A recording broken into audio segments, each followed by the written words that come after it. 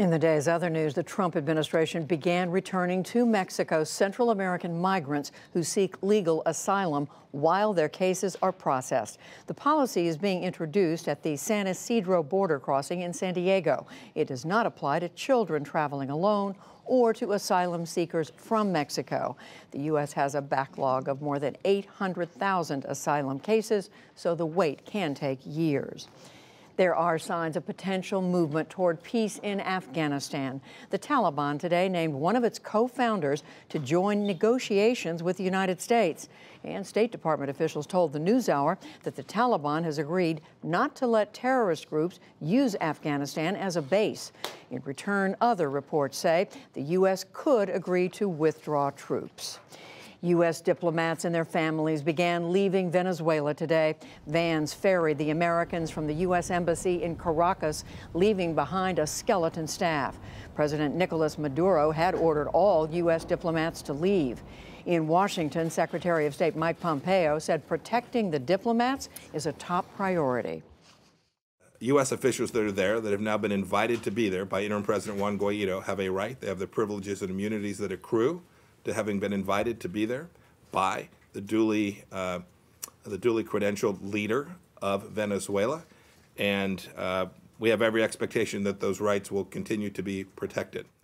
President Maduro ordered the Americans to leave this week after the U.S. recognized Guaido, who is president of the National Assembly, as Venezuela's leader. Meanwhile, UN officials said they believe Maduro's security forces have killed at least 20 protesters this week.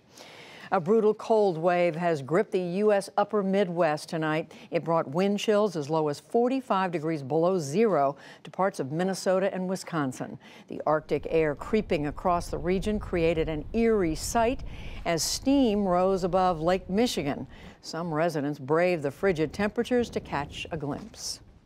It's so cold.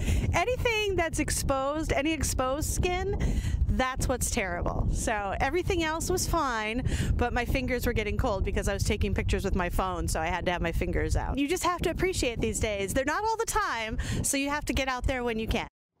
Forecasters warn that even colder temperatures will hit the same region next week. A heat wave, meantime, is scorching a swath of Australia, overloading power grids and fueling fires. Temperatures spiked to 123 degrees in Adelaide yesterday and 109 in Melbourne today. Meanwhile, emergency workers fought wildfires in Tasmania. Forecasters say this January is on track to be the hottest ever recorded in Australia.